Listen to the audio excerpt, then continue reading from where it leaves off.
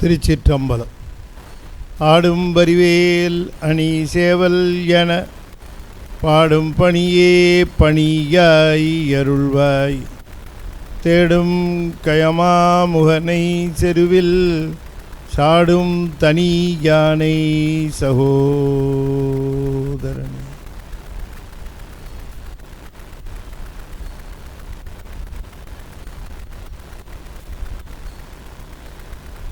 திருச்சிற்றம்பலம். எழுதரு மறைகள் தேரா இறைவனை எல்லில் கங்குல் பொழுதரு காலத்தென்றும் பூசனை விடாது செய்து தொழுதகை தலைமை தேர துளுமுகன் நீருள் மூழ்கி அழுது அடியடைந்த அன்பன் அடியவர்க்கு அடிமை செய்வாம். திருச்சிற்றம்பலம். தொல்லை இரும்பிறவி சூழும் தலை நீக்கி அல்லலறுத்து ஆனந்தமாக்கியதே எல்லை மறுவா நெறியளிக்கும் வாதவூரியம் கோன் திருவாசகம் என்னும் தேன். திருச்சிற்றம்பலம். தென்னாடுடைய சிவனே போற்றி, என் அட்டவர்க்கும் இறைவா போற்றி, ஏகம்பத்துரையந்தாய் போற்றி, அகம்பெண்ணொரு ஆனாய் போற்றி, பராய்த்துறை மேவிய பரணே போற்றி, சிராப்பள்ளி மேவிய சிவனே போற்றி, அண்ணாமலையமன்னா போற்றி, கண்ணாரமுத கடலே போற்றி, காவாய் கனகத்திரளே போற்றி, கைலை மலையானே போற்றி போற்றி, வெற்றிவேல் முருகனுக்கு அரோஹரா. திருச்சிற்றம்பலம். அண்ட சராசரங்களுக்கெல்லாம் அதிபதியாக விளங்கக்கூடிய முருகப்பெருமானுடைய ஒப்பற்ற பெருங்கருணையினாலே சென்னை ICF கமலவனார் சத்சங்கம் மிக சிறப்பாக நிகழ்த்தி கொண்டிருக்கக்கூடிய திருவாசக ஞான வேள்வியிலே இன்றைய தினம் நாம் உயிருண்ணி 10 என்கின்ற பகுதியை சிந்திப்பதற்கு திருவருள் கூட்டியிருக்கின்றது. இந்த அற்புதமான ஞான வேள்வியில் நம்முடைய மணிவாசக பெருமானுடைய குருவருளாக நாம் பெறுவதுதான் அல்லது அவருடைய உபதேசமாக பெறுவதுதான் இந்த திருவாசகம் என்பதை நாம் நினைவிலே வைத்து கொள்ள வேண்டும். பெருமான் தன்னுடைய சிந்தனை முழுவதையும் இறை நினைவிற்கே அர்ப்பணித்து, சிவபெருமானுக்கே அர்ப்பணித்து, அந்த அர்ப்பணிப்பின் பயனாக அவருடைய திருவாக்கிலிருந்து விளைந்ததுதான் திருவாசகம். எனவே திருவாசகத்தை பசுவாக்கு எண்ணாமல் அதை பதிவாக்கு என்று அன்பர்கள் சொல்லுவார்கள். பசுவாக்கு என்பது நாம் பேசுவது, நாம் சொல்லுவது, நாம் அதெல்லாம் நம்முடைய நினைவின் வெளிப்பாடு தானே. நாம் என்ன பேசுகிறோமோ அது நம்முடைய நினைவினுடைய வெளிப்பாடு. என்ன நினைக்கிறோமோ அதைத்தான் நாம் பேசுகிறோம். அப்படி நினைப்பே தான் பேச்சாக வருகிற பொழுது இந்த நினைவின் வலிமை பேச்சின் வலிமையாகவும் இருக்கும். நினைவிலே சத்தியம் உண்மை இருக்குமானால் பேச்சிலேயும் உண்மையும் சத்தியமும் இருக்கும். அது சிறந்த விளைவுகளை ஏற்படுத்தும். ஆனால் நினைவில் அப்படி இல்லாமல் வெறும் பேச்சில் மட்டும் இருப்போமே ஆனால் அது உரிய பயனை அது தருவதில்லை. ஆகையினாலே நினைவு, அந்த நினைவினுடைய தன்மைக்கு ஏற்றவாறு இந்த மொழி இருக்கும், பேச்சு இருக்கும். எப்பொழுதும் சிவத்தையே நினைத்து கொண்டிருக்கிற ஒருவருடைய பேச்சு எப்படி இருக்கும் இல்லையா? எப்பொழுதும் சிவத்தினுடைய நினைவாகவும் சிவத்தினுடைய கருணையினுடைய ஒரு நினைவாகவும் இருக்கிற ஒருவருடைய சொல்லு பேச்சு அது எப்படி இருக்கும், அதை நாம் நினைத்து பார்க்க வேண்டும். அதாவது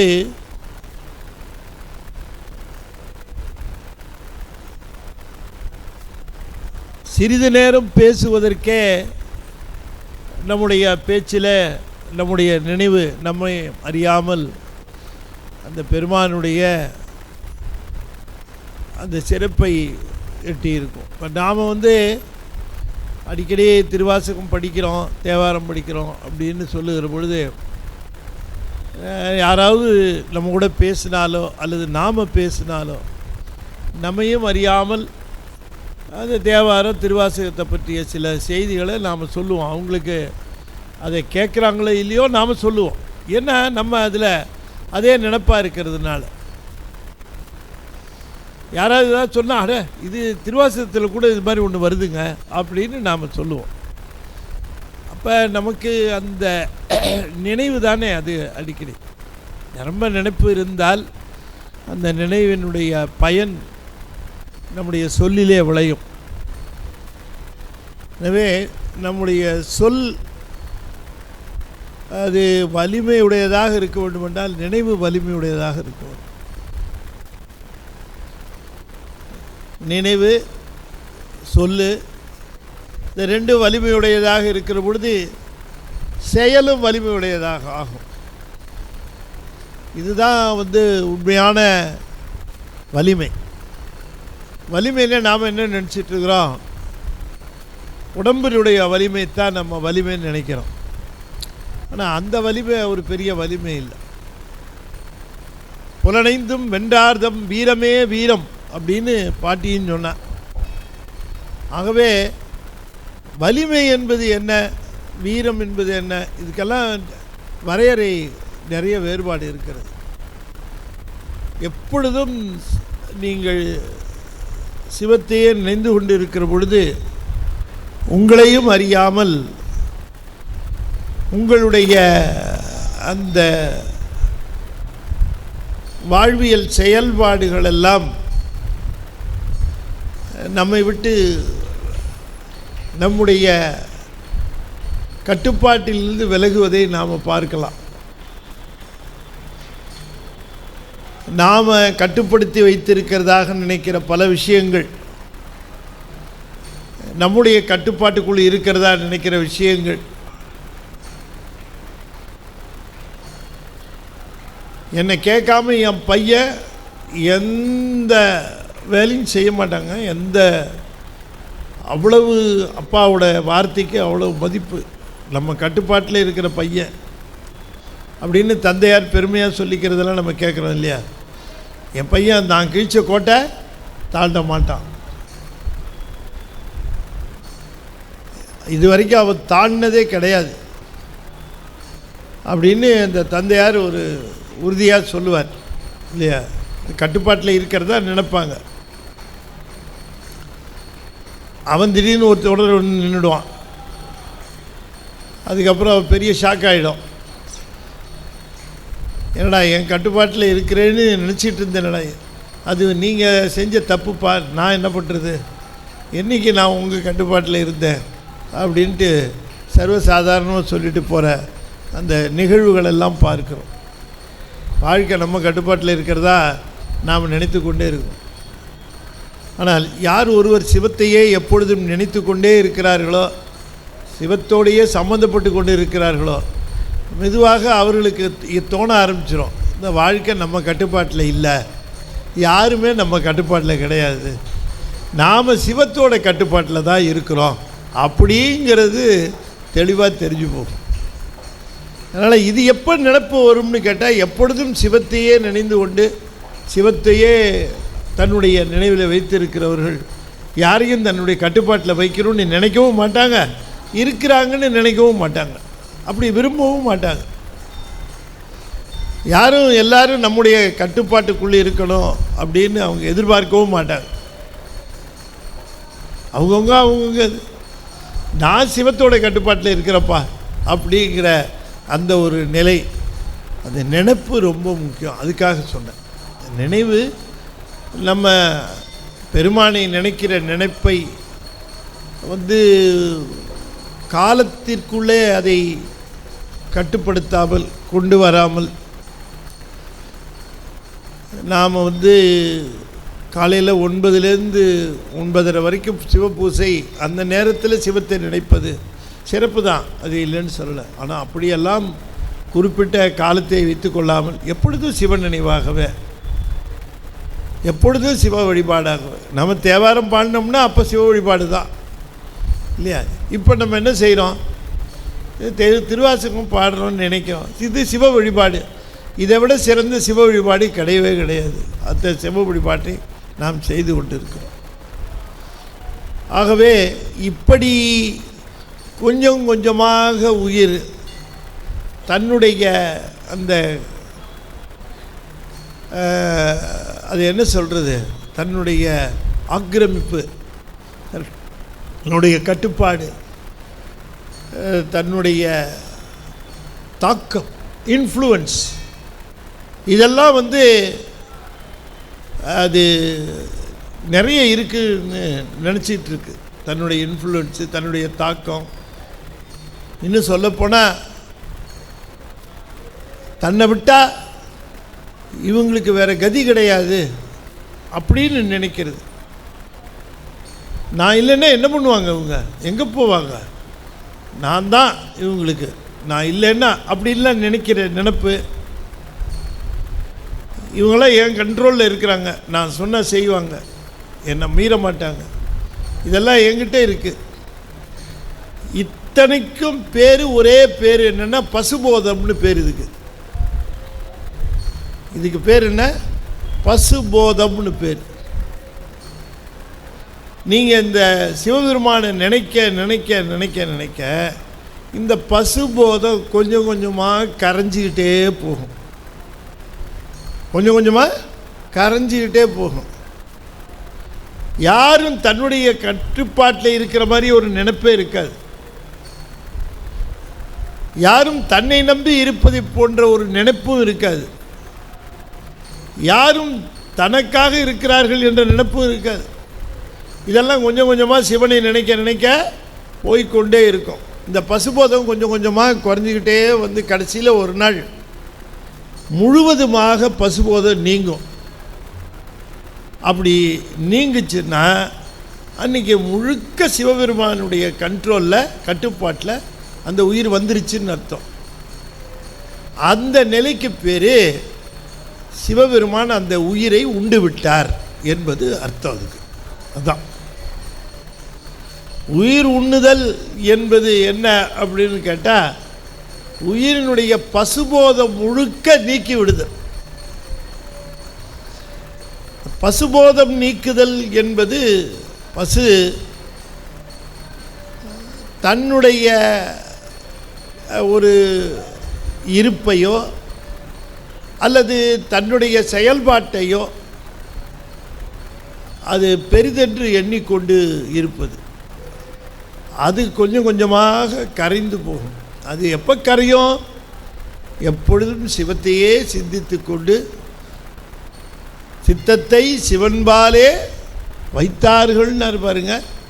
அதுதான் எப்பொழுதும் சிவன் பேரிலேயே அந்த சித்தத்தை வைத்து சிந்தித்து கொண்டே இருக்கிறவர்களுக்கு கொஞ்சம் கொஞ்சமாக பசுபோத கரையும். பசுபோதத்தை கரைக்கிறதுக்கு வேறு வழியே கிடையாது. பசுபோதம் ரொம்ப கடினமாக இருக்கும், ரொம்ப கடினமாக இருக்கும். பசுபோதம் அவ்வளோ சுலபத்தில் கரைக்க முடியாது. அவ்வளோ சுலபத்தில்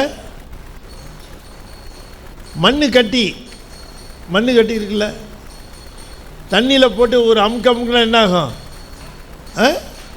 கரைஞ்சிரும். ஒரு பாறாங்கல் அது தண்ணியில் போட்டு ஒரே அமுக்குனா என்ன ஆகும்? கையில் கிழிஞ்சி ரத்தம் வந்துடும். அது கரையுமா? கிடையாது. இந்த கல் பாறாங்கல் மாதிரி கடினத்தன்மையோடு இருக்கு பாருங்க, அதுதான் பசுபோதம்.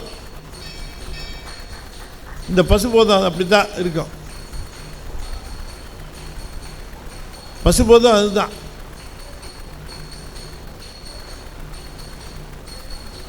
ஊருக்கெல்லாம் உபதேசம் சொல்லுவாங்க. பசுபோதத்தை பற்றி தெளிவாக விளக்கம் சொல்லுவார்கள். ஆனால்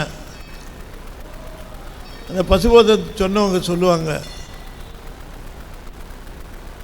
இருந்தாலும் என்ன மாதிரி செய்கிறதுக்கு ஆள் கிடையாது அப்படின்ட்டுருவாங்க. கடைசியில் என்ன மாதிரி சொல்கிறதுக்கு ஆள் கிடையாது அப்படின்ட்டுருவாங்க. எத்தனையோ பேர் வந்தாச்சு, எத்தனையோ பேர் போயாச்சு, இன்னும் எத்தனையோ பேர் வரப்போகிறாங்க. இதெல்லாம் போய்கிட்டே இருக்குது. இதை நாம் சாமி நினச்சா குப்பையை கொண்டு போய் கோபுரத்து உச்சியில் வச்சிடுறாரு.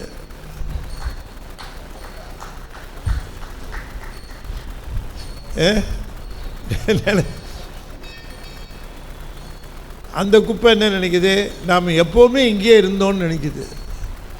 அடித்த வேகத்தில் அங்கே மேலே போய் உட்காந்துருக்கு, அவ்வளோதான். எப்போ வேணால் அடுத்த காற்றுக்கு என்ன வேணாலும் ஆகலாம். அதெல்லாம் சிவபெருமானுக்கு தான் வெளிச்சம்.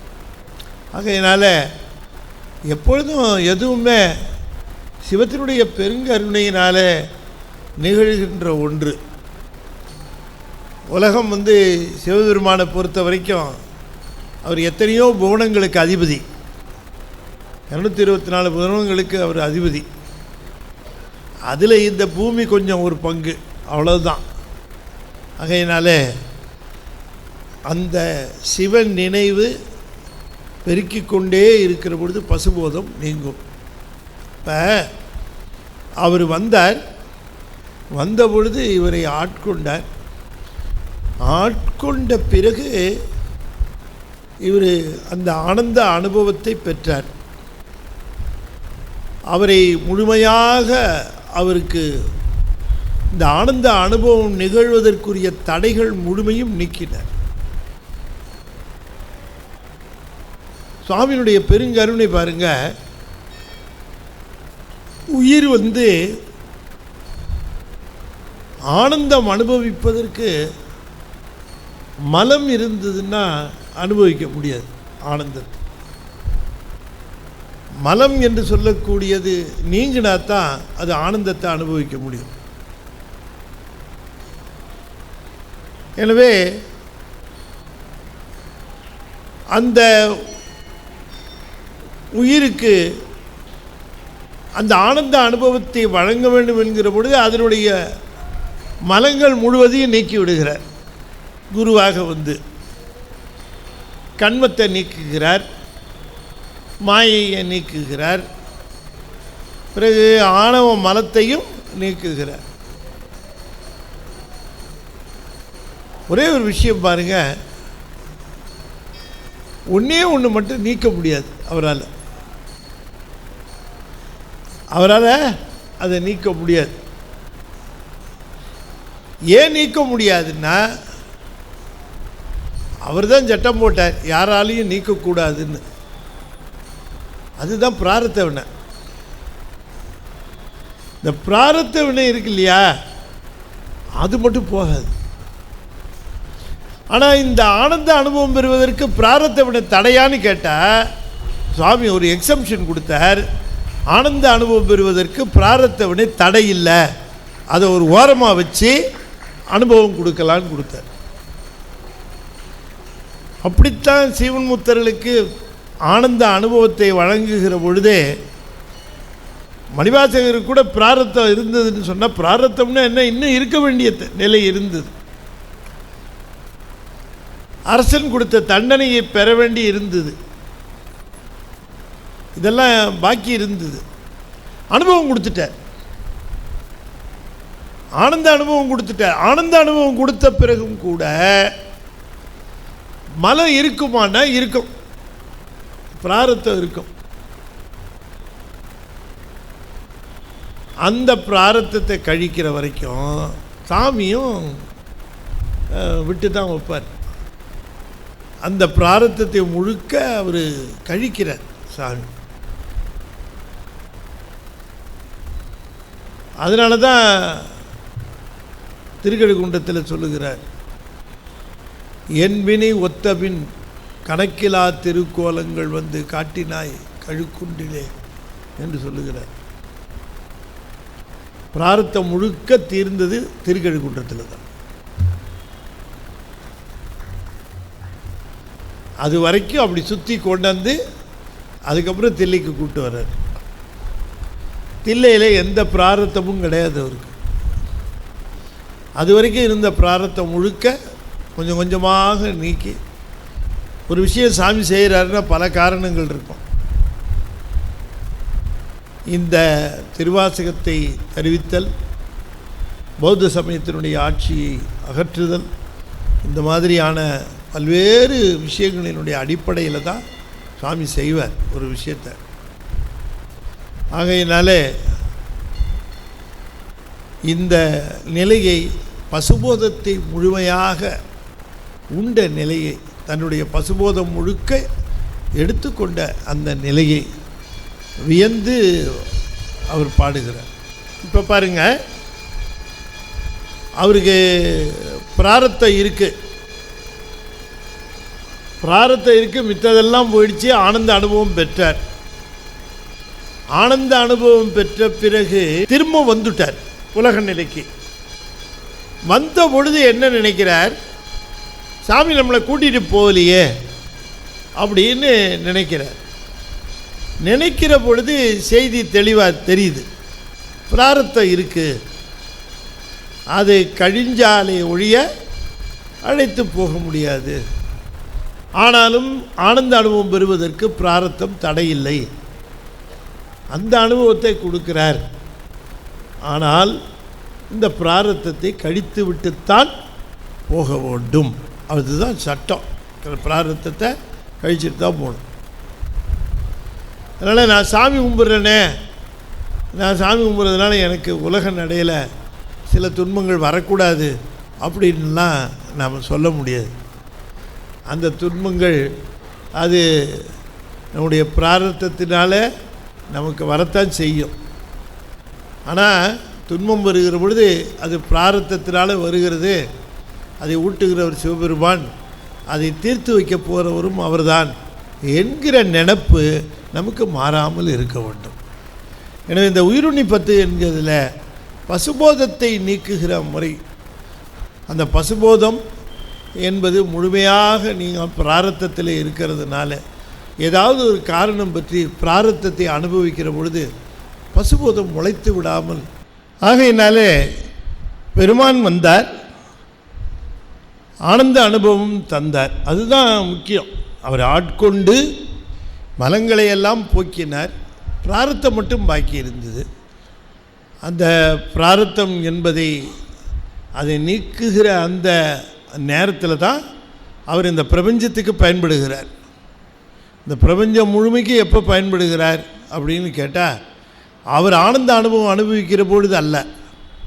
அவர் ஆனந்த அனுபவத்திலிருந்து விடுபட்டு வருகிறார் பாருங்க, அந்த நேரத்தில் தான் நமக்கு அவர் பயன்படுவார் இல்லையா? நாம் எப்போ பணி செய்வோம்? தூங்காதப்ப. இல்லை, தூங்குறப்ப நம்மளால் பணி செய்ய முடியாது. பணி செய்யும்போது தூங்குவோம், அது வேறு விஷயம். ஆனால் நாம் பணி செய்கிற பொழுது தூக்கம் இல்லை, தூக்கம் இருக்கிற பொழுது பணி இல்லை அப்படிங்கிற மாதிரின்னு வச்சுக்கோங்களேன். ஆகையினால இந்த நிட்டைக்கு போயிட்டாருன்னா, நிட்டையில் இருக்கிற பெருமான் அவர் ஆனந்த அனுபவத்தை அனுபவித்து கொண்டு இருக்கிற அவர் உலகத்தோடு எந்த விதமான தொடர்பும் இல்லாமல் இருப்பார்கள். பிரபஞ்ச தொடர்பு எதுவும் இருக்காது.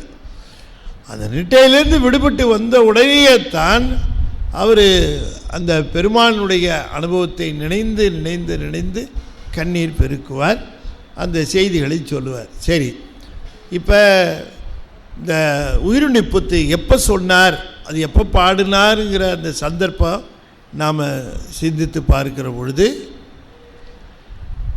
நம்ம எங்கே வச்சிருக்கிறோம் அப்படின்னு கேட்டால், அந்த அடியார் பெருமக்களோடு அவர் விட்டுட்டு போனதுக்கு பிறகு சென்னி 10, அதிசய 10, அற்புத 10, அப்புறம் திருப்பள்ளி எழுச்சி, அதுக்கப்புறம் இந்த உயிருண்ணி 10. இப்போ இந்த உயிருண்ணி 10 பாடுகிற பொழுது என்ன மனநிலை இருக்கும்? வந்தார், தம்மை ஆட்கொண்டார், ஆனந்த நிலைக்கு தன்னை அழைத்து சென்றார். ஆனால் ஆனந்த நிலையிலிருந்து விடுபட்டு பார்த்த பொழுது பெருமான் அங்கு இல்லை, அடியார்கள் இருந்தார்கள். தம்மை அழைத்து செல்லவில்லையே என்று கருதுகிறார். பெருமான் அழைத்து சென்று விடுவார் என்று நினைத்த பொழுது அடியார்களும் இருக்கிறார்கள், ஒருவேளை அவர்களை அழைத்து செல்லும்போது தன்னை அழைத்து போவார் என்று கருதி இருந்தார். அந்த கருதி இருக்கிற வேளையில் உள்ளத்தில் எப்பொழுதும் சிவநினைவாக இருப்பது மட்டுமல்லாமல் அவருடைய திருவடியை ஒரு திருக்கோயிலாக சமைத்து அதிலே சிவபூஜை எல்லாம் செய்து கொண்டு, அதுதான் அவருக்கு இப்போ சிவபூஜை செய்கிற இடம், அது சிவபூஜை செய்து கொண்டு அதிலே ஆழ்ந்த தன்னுடைய கவனம் முழுமையும் அதில் செலுத்தி கொண்டு அதில் இருக்கிறார். தப்பித்தவறி தாம் பிரபஞ்ச ஈர்ப்பிலே போய் தன்னுடைய பிராரத்தத்தை அனுபவிக்கிற பொழுது ஆகாமியத்தை செய்துவிடக்கூடாது, விருப்பு வெறுப்பு வந்துவிடக்கூடாது. அது மீள சஞ்சிதமாகி பிறப்புக்கு காரணமாகிவிடும். எனவே இந்த பூமியில் நாம் இந்த பிராரத்தத்தை அனுபவிக்கிற பொழுது நாம் நிறைய வினைகளை செய்கின்றோம். நமக்கு இன்பம் வருகிற பொழுதும் சரி, துன்பம் வருகிற பொழுதும் சரி, நாம் புதிதாக வினைகளை ஈட்டுகிறோம். இந்த இன்பமும் துன்பமும் நான் முன்பு செய்த வினையின் பயன்கள் என்று நினைந்து அதிலிருந்து விலகி நிற்போமே, ஆனால் நமக்கு ஆகாமியம் விளைவதில்லை. உங்களுக்கு என்ன சார் சௌரியமாக சீக்கிரமாக சுலபமாக சொல்லிட்டு போயிட்டீங்க, இது வேலைக்கு ஆகுமா சார் அப்படின்னு நீங்கள் கேட்கலாம். கஷ்டம்தான், உண்மையிலே கஷ்டம். நமக்கு ஒரு துன்பம் நடந்திருக்கு, அந்த துன்பத்துக்கு காரணம் ஒருத்தன் நமக்கு தெரியுது, அவன் மேலே வெறுப்பு கொள்ளக்கூடாதுன்னு சொல்கிறது ஒரு பெரிய விஷயந்தானே. நம்ம குடும்பத்திலேயே நம்ம உதாரணத்துக்கு சொல்கிறேன், தப்பாக நினைக்காதீங்க, உதாரணத்துக்காக சொல்கிறேன். நம்ம பையன் நம்முடைய வளர்ப்பில் வளர்ந்தால் நாம் தான் அவனுக்கு படிக்க வச்சோம், நம்ம தான் வேலை வாங்கி கொடுத்தோம், நம்ம தான் எல்லாம் பண்ணோம், நம்ம தான் திருமணமும் பண்ணி வச்சோம். ஆனால் இப்போ நம்ம பேச்சை கேட்கவே மாட்டேங்கிறான், நம்மளை மதிக்கவும் மாட்டேங்கிறான். அப்போ நம்ம வந்து கவனிக்கவும் மாட்டேங்கிறான். அது எப்படி இருக்கும் இல்லையா? இங்கே மட்டும் இல்லை, மேலை நாடுகளில் இந்த பிரச்சனை இருக்காதுன்னு ரொம்ப பேர் நினைக்கிறாங்க. எல்லாம் அவங்கவுங்க தனியாக போயிடுவாங்கன்ட்டு. மேலை நாடுகள்லேயும் அந்த பிரச்சனை இருக்குது. ஏதோ ஒரு இதில் படித்தேன், ஒரு அம்மையார் அந்த பையனை கணவன்கிட்டேருந்து டைவர்ஸ் ஆகினதுக்கப்புறம் அந்த பையனை ரொம்ப கவனித்து வளர்க்குறாங்க, சிறப்பாக வளர்க்குறாங்க. அவங்களுக்கு வேறு நினைப்பே இல்லை. வெளிநாட்டில் அப்படி இருக்கிறது கஷ்டம். ஆனால் அவங்க அப்படி அந்த பையனை படிக்க வச்சு படிப்பை கொடுத்து பல சிறப்புகளை எல்லாம் அந்த பையனுக்கு ஏற்பாடு பண்ணி தந்து வாழ்க்கையில் அவன் சிறந்து அவன் வந்தான். நல்ல வேலைக்கு போகலாம். நல்ல வேலைக்கு போன பொழுது அவனுக்கு திருமணம் ஆச்சு. திருமணம் ஆகினவுடனே உள்ளூரில் இருந்தான், தாயை வந்து அப்பப்போ பார்த்துக்கிட்டு இருந்தான். அப்போ கொஞ்ச நாள் கழித்து சொன்னான், எனக்கு வெளியூரில் வேலை வாங்கிக்கிட்டேன்னா. சரிப்பா அப்படி என்னை கவனிக்கிறது, நீ கவலைப்படாதம்மா, நான் பார்த்துக்கிறேன், வந்து வாரம் ஒரு தடவை பார்க்குறேன். அவன் வரல, வாரத்துக்கு அவனால் வர முடியல. அம்மா நான் என்னால் வர முடியல, உன்னை ஒரு ஹோமில் சேர்த்துட்றேன், பணம் கட்டிடுறேன், அங்கே பார்த்துக்குவாங்க, நான் அப்பப்போ மாதம் ஒரு தடவை வரேன்னா. மாதம் ஒரு தடவை வந்தான், அப்புறம் 3 மாதத்துக்கு ஒரு தடவை வந்தான், அப்புறம் 6 மாதத்துக்கு ஒரு தடவை வந்தான். அப்புறம் 1 வருஷம் ஆச்சு, 2 வருஷம் ஆச்சு, வரல. நம்ம ரொம்ப மனசு கஷ்டமாக இருந்தாங்க. அங்கே பணம் மட்டும் அனுப்பிச்சிட்றான். அப்புறம் ஒரு நாள் உடம்பு ரொம்ப முடியல. அப்போ அவங்க செய்தி கொடுக்குறாங்க, உங்கள் அம்மாவுக்கு உடம்பு சரியில்லை ரொம்ப. சரின்னு உடனே கிளம்பி வந்தான். வந்து அம்மாவை பார்த்தான். அம்மா எப்படிம்மா இருக்கு? எனக்கு உன்னை பார்க்காம தான்ப்பா, தான் வந்துட்டம்மா அப்படின்னா. ஏன்ப்பா இவ்வளோ நாள் வேலை இப்போ ரொம்ப கடுமையாக இருந்தது, வர முடியல, உனக்கு எதாவது செய்யணுமாமான்னு. அது ஒன்றும் இல்லைப்பா, இங்கே இருக்கிற இந்த பாத்ரூம்லாம் ஃபேன் வசதி இல்லாமல் இருக்குது, ஃபேன் போட்டால் நல்லாயிருக்கும் கொஞ்சம் பாத்ரூம்ஸ் எல்லாம் அப்படின்னு. சரிம்மான்னா அப்புறம் ஃபேன்லாம் போட்டு கொடுத்தான். போட்டு கொடுத்துட்டு ஊருக்கு கிளம்பும்போது கேட்டான், ஏம்மா நீ தான் ஃபேனே இல்லாமல் இருப்பிய, பாத்ரூமில் ஃபேன் இல்லைங்கிறத பற்றி என்ன ரொம்ப கவலைப்பட்டு சொன்னியன்னு. நான் இருப்பேன்ப்பா, உன்னால் பாத்ரூமில் ஃபேன் இல்லாமல் இருக்க முடியாது, எப்படி எனக்கு அப்புறம் நீ இங்கே வரப்போகிற திரும்பவும், அதனால் உனக்கு இப்போவே வாங்கி போட்டு வச்சுருக்கிறேன்ப்பா அப்படின்றாங்களாம். அது மாதிரி இது எல்லா இடங்கள்லேயும் நடக்கிற நிகழ்வு.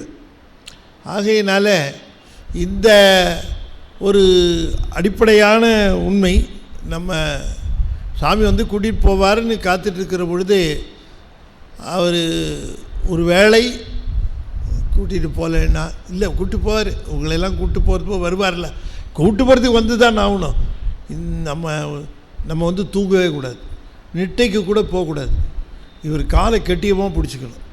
இவர் நெட்டிக்கு போக வச்சா கூட நம்ம போகக்கூடாது, இவர் வந்தாருன்னா ஒரு காலை பிடிச்சிக்கணும் அப்படின்னு நினைக்கிறார். ஆகையினால பெருமான் வந்து தன்னை ஆட்கொண்டு அந்த நாளை நினைந்து பார்க்கிறார். பைநாப்பட அறவேரல்குள் உமைவாக மதுவாய் என் மெய்நாள் தொறும் பிரியா வினைக்கேடா விடைப்பாக சென்னாவலர் பரசும் புகழ் திருப்பெருந்துறை உறைவாய்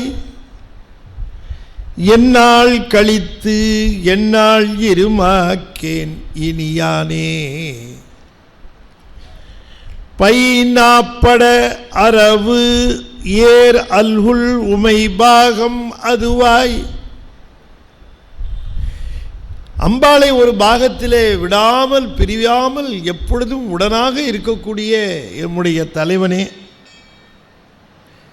என்மை நாள்தோறும் பிரியா வினைக்கேடா, என்னை விட்டு என் உடம்பை விட்டு, என்னுடைய உடம்பை விட்டுன்னா என்னுடைய தத்துவங்களை விட்டு, என்னுடைய கருவிகளை விட்டு என்றும் பிரியாத நிலை உடைய வினைக்கேடா, வினைகளை கெடுக்கின்றவனே, தீர்க்கின்றவனே, வினைகளை தீர்க்கின்றவனே, வினைக்கேடா விடைப்பாக, ரிஷபத்திலே ஆரோகணித்து வருகின்றவனே, சென்னாவலர் பரசும் புகழ் திருப்பெரும் துறை உறைவாய், சென்னாவலர் பரசும் புகழ் திருப்பெருந்துறை உறைவாய். நாவலர் சென்னாவலர் என்று சொன்னால் சிறந்த புகழ் மாலைகளை உனக்கு சூட்டுகிறவர்கள், சிறந்த புகழ் மாலை சூட்டுகிறவர்கள். அப்படிப்பட்ட புகழ் மாலைகளை ஏற்க தகுதியான தேவரீர் இந்த திருப்பெருந்துறையிலே வந்து எமக்கு காட்சி தந்தீர். சென்னாவலர் பரசும் புகழ்பெற்ற திருப்பெருந்துறை உறைவாய். இப்போ சென்னாவலர் புகழ்னா திருப்பெருந்துறையை சென்னாவலர் புகழ்கிறார்கள் எழுதக்கூடாது. ஏன்னா மாணிக்கவாசகரை தவிர வேறு யாரும் திருப்பெருந்துறையை பற்றி எழுதலை. அதனால் சென்னாவலர் புகழ் திருப்பெருந்துறை இல்லை, சென்னாவலர் புகழ் சிவபெருமான், அவன் திருப்பெருந்துறைவாய், திருப்பெருந்துறையிலே உறைவான். எனவே திருப்பெருந்துறையிலே உரைகின்றவன் அவன், சென்னாவலர் புகழும் அந்த புகழை உடையவன், போற்றுகின்ற. சென்னா என்று சொன்னால் உண்மையாக சிவபெருமானை மட்டுமே போற்றி பேசுகிறவர்கள் சென்னா புலவர். சிவபெருமானை உயர்ந்த நிலையில் பேசுகிற அந்த நிலையில் சிவனை தவிர அந்த செம்மை உடைய நானு பேர் இதுக்கு. சிவபெருமானுடைய சிறப்புகளை எல்லாம் மிக அற்புதமாக பேசி, சிவபெருமானுடைய அந்த உயர்ந்த நிலைகளை எல்லாம் அற்புதமாக பேசி, சிவபெருமானுடைய பெருமைகளை எல்லாம் அற்புதமாக பேசி, ஆகா இவரை மாதிரி பேசுகிறவர்கள் யார் உடையவர்கள் என்று நாம் நினைக்கிற பொழுதே அடுத்த நாள் இன்னொரு கடவுளை பற்றி அதே மாதிரி பேசுகிறார். என்ன டாபிக் மாறிடுச்சு, இன்றைக்கி சப்ஜெக்ட் இது, அதனால் இந்த சப்ஜெக்டுக்கு இவரை உயர்த்தி பேசுறது. நாளைக்கு சப்ஜெக்ட் மாறி இந்த பட்டிமன்றத்தில் எல்லாம் சொல்லுவார்கள் இல்லையா, கற்பில் சிறந்தவள் கண்ணகியா மாதவியா அப்படின்ட்டு. கண்ணகியே அப்படின்ட்டு கொதிச்சு எழுந்து பேசுவார். 10 நாள் கழித்து இன்னொரு பட்டிமன்றத்தில் மாதவி அணியில் பேசுவார். கண்ணகி என்னையா கண்ணகி, மாதவி மாதிரி உண்டான்னு பேசுவார். இந்த பட்டிமன்ற பேச்சாளர்கள் போல பல சொற்பொழிவாளர்கள் இருக்கிறார்கள். அவர்கள் இன்னைக்கு சிவபெருமானை பேசுவார்கள், நாளைக்கு திருமாலை மிக உயர்வாக பேசி திருமாலுக்கு இணையான கடவுளே கிடையாது, அவர்தான் மூலப்பொருள் என்பார்கள். பிறகு இன்னொரு நாள் இன்னொரு தெய்வத்தை போற்றி புகழ்வார்கள். ஒரு நாள் ஆதிசங்கரரை பேசுவார்கள், ஒரு நாள் ராமானுஜரை சிறப்பாக பேசுவார்கள், ஒரு நாள் மத்வாச்சாரியாரை சிறப்பாக பேசுவார்கள், ஒரு நாள் மெய்கண்டாரையும் பேசுவார்கள். இவர்கள் சென்னா புலவர் அல்ல, பொய்னா புலவர். சிவன முழுமுதற் பொருள் சொன்ன இந்த நாக்கு வேற எவனையும் முழுமுதற் பொருள் கடவுள்னு சொல்லாது. சொல்லுமா திருவாசகம்? சொல்லுங்க பார்க்கலாம். சொல்லுமா திருவாசகம்? சொல்லாது. திருமாலும் பன்றியாய் சென்றுணரா திருவடியை உருநாம் அறிய ஓர் அந்தனாய் ஆண்டு கொண்டான். பன்றியாய் சென்ற திருமாலும் காணாத திருவடியை திருப்பெருந்துறையிலே யாம் காணுமாறு காட்டினான் என்று சொல்லுகிறார் மணிவாசக பெருமான். அதனால தான் சொன்னார் சென்னா புலவர்னார் இல்லையா. சென்னா புலவர் என்று சொன்னால் சிவனை தவிர வேறு எவரையும் கடவுள் என்று சொல்ல மாட்டார்கள், சொல்லவும் கூடாது. முழுமுதற் பொருள், அவ்வளவுதான். ஒரு நாள் கம்பன் மிக உயர்ந்தவன் பேசிட்டு அடுத்த நாள் சேக்கிழார் மிக உயர்ந்தவர்னு பேசி அவர்கிட்ட போய் கம்பன் உயர்ந்தவரா சேக்கிழார் உயர்ந்தவரான்னு கேட்டால் இன்றைக்கி என்ன டாபிக் அதை சொல்லுங்க, அப்புறம் உயர்வாக பேசுகிறேன் நான் அப்படின்னு கேட்குறவர்கள் இருக்கிறார்கள். அவரவர்கள் உயர்வு என்று சொல்லுகிற அந்த நிலை நமக்கு இல்லை. நாம் இல்லையா, நம்ம ஒரு தலைவனை ஒரு கடவுளை பின்பற்றி நம்முடைய அந்த வாழ்வினுடைய பயனை நாம் பெறுவதற்காக இருக்கிறோம். ஆகையினால இந்த சிவபெருமானை சொல்லுகிற பொழுது சென்னாவலர் பரசும் புகழ் சிவபெருமான், அவர்கள்தான் சென்னாவுடையவர்கள். திருப்பெருந்துறை உறைவாய் என்னால் கழித்து என்னால் இருமாக்கேன் இனி யானே. அதை நினச்சி பார்க்குறாரு. வந்த அன்னைக்கு, சாமி நீங்கள் என்றைக்கு திரும்ப வந்து நான் என்றைக்கு அதே மாதிரி உங்களை பார்த்து நீங்கள் என்னை வான்னு சொல்லி அமர வச்சு அந்த கனிவோடு ஒரு பார்வை பார்த்தீங்களே, அதை நான் என்றைக்கு பார்க்குறது?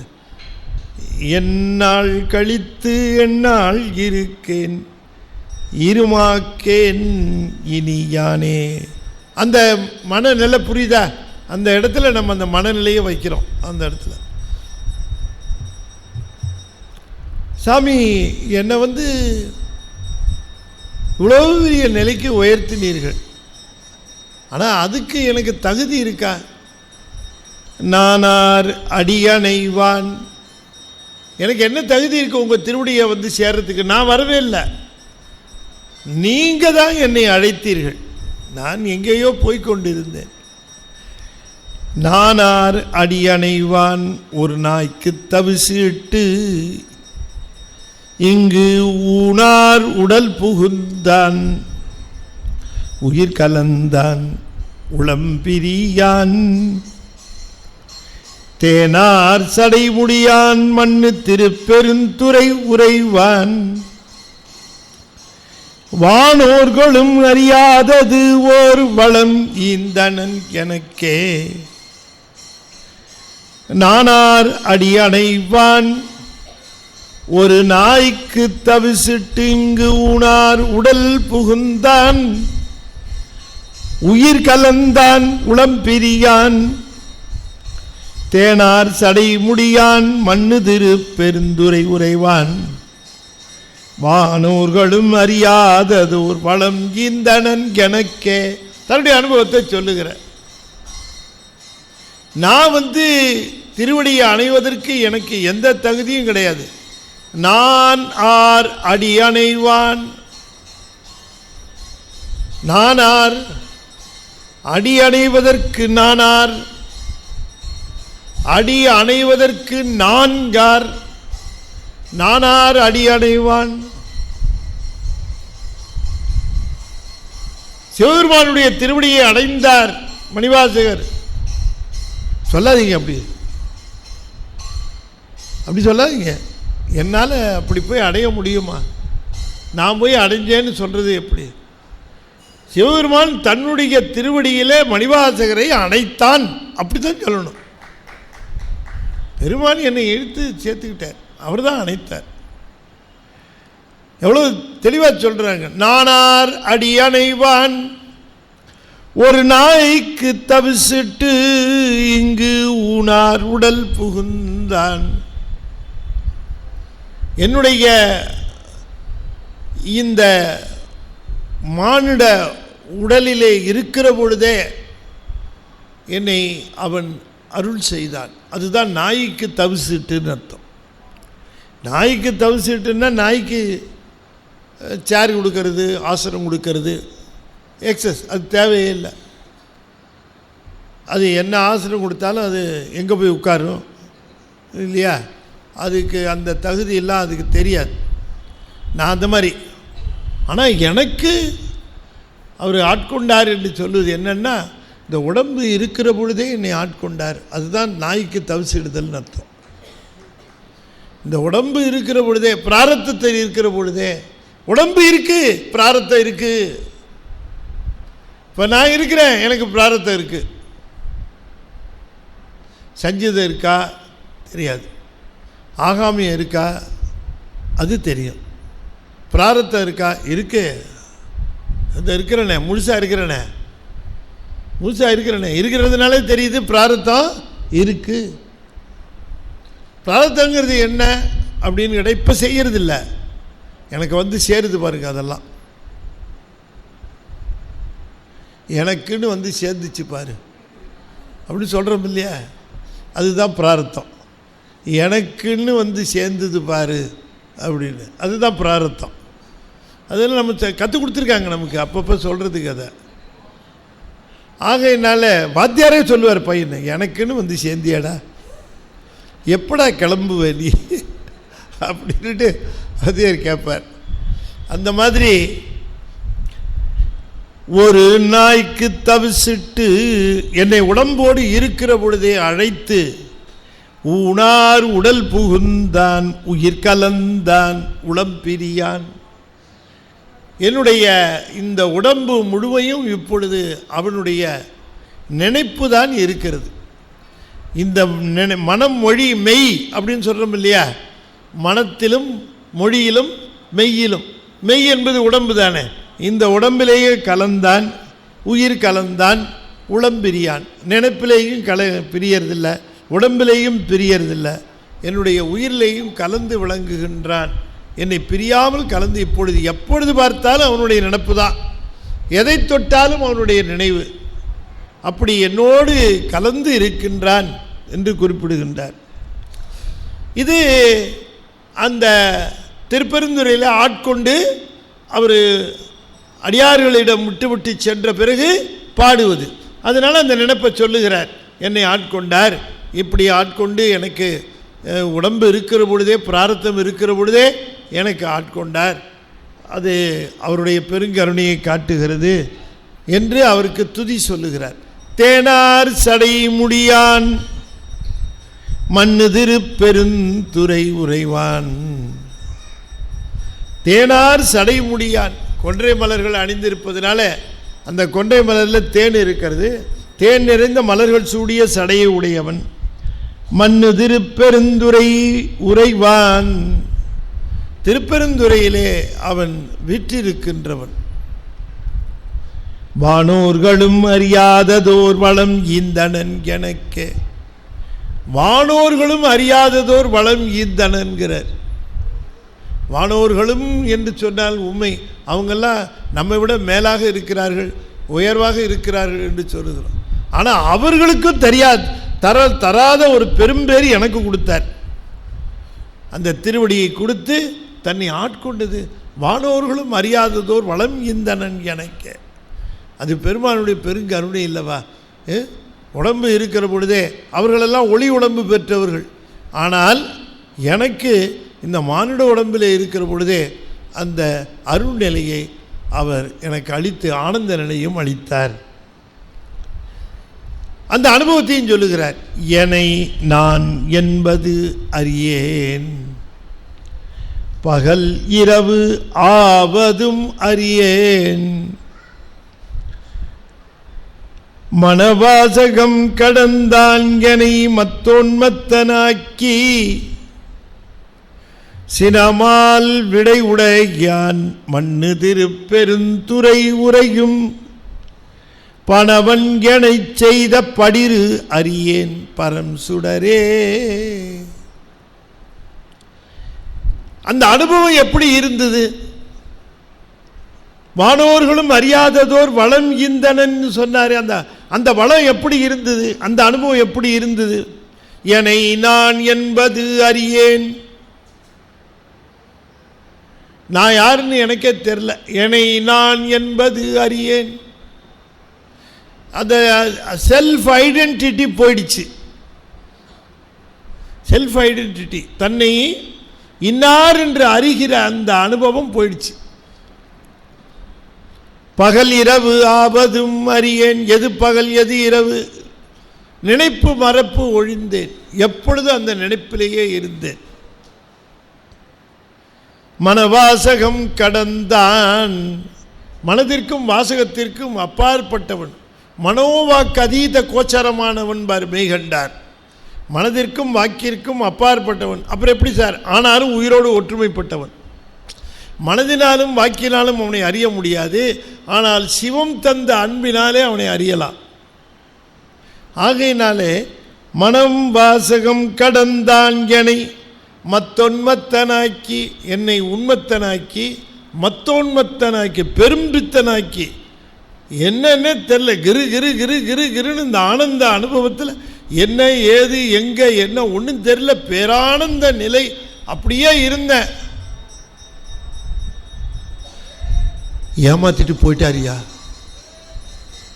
ஏமாத்திட்டு போயிட்டார். சினமால் விடை உடையான் மண்ணு திருப்பெருந்துறை உரையும், பணவன், பணவன்னா அந்தனன்னு அர்த்தம், பார்ப்பான்னு அர்த்தம். இங்கே குருநாதர். பணவன் எனை செய்த படிரு அறியேன். படிருன்னா என்ன? வஞ்சகம்னு அர்த்தம். என்ன வஞ்சகம்? கூட்டிகிட்டு போகிற மாதிரி வந்துட்டு விட்டுட்டு போனது, இருக்கிற மாதிரி இருந்துட்டு இல்லாமல் போனது, அதுதான் வஞ்சகம்.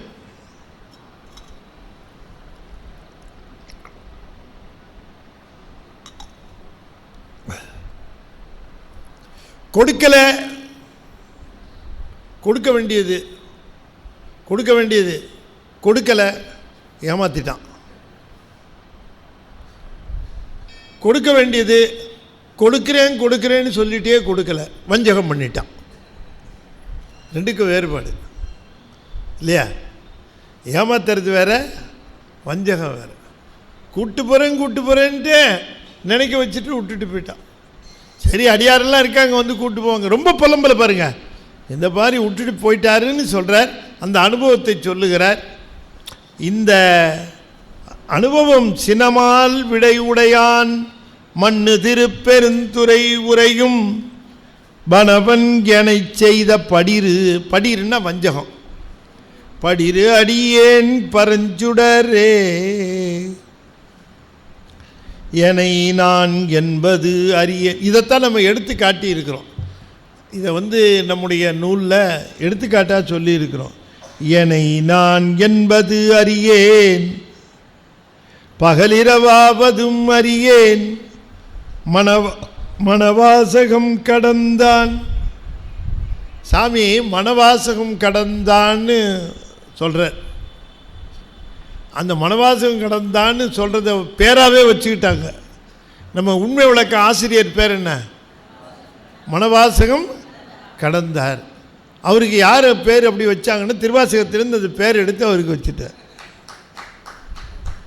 ஒருத்தருக்கு பேர் நூல் எழுதினவருக்கு ஒரு பேர் நித்தமணாளர்னு பேர். அது எங்கேருந்து எடுத்தது? நித்தமணாளர் நிரம்ப அழகிய அப்படின்னு பேர். ஆகையினால திருவாசகத்தில் இருந்த அந்த பேரைத்தான் அந்த சித்தாந்த அந்த புலவருக்கு வைத்தார்கள். மனவாசகம் கடந்தான் அதை சொல்லுகிறார். என்னை நான் என்பது அறியேன், பகலிரவாவதும் அறியேன், மனவாசகம் கடந்தான் எனை மத்தோன்மத்தனாக்கி சின மால் விடை உடையான் மண்ணு திருப்பெருந்துறை உரையும் வனவன் எனச் செய்த படிரு அறியேன் பரம் சுடரே. பரனே பரஞ்சுடரே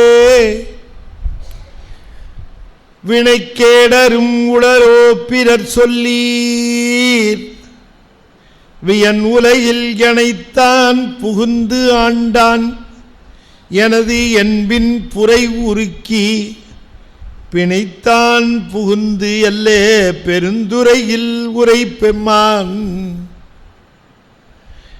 மனத்தான் கண்ணின் அகத்தான் மறுமாற்றத்து இடையானே.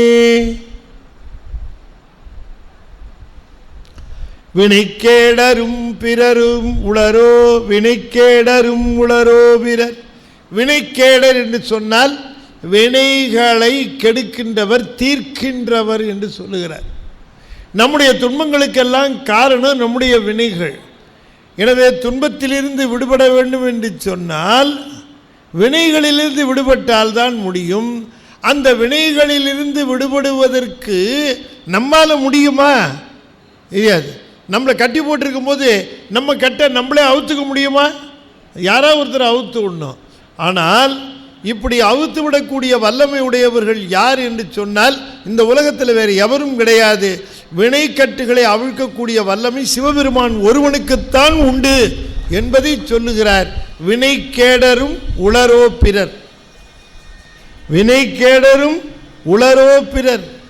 வேறு யாரையாவது முடியுமா? யாராலாவது முடியாது.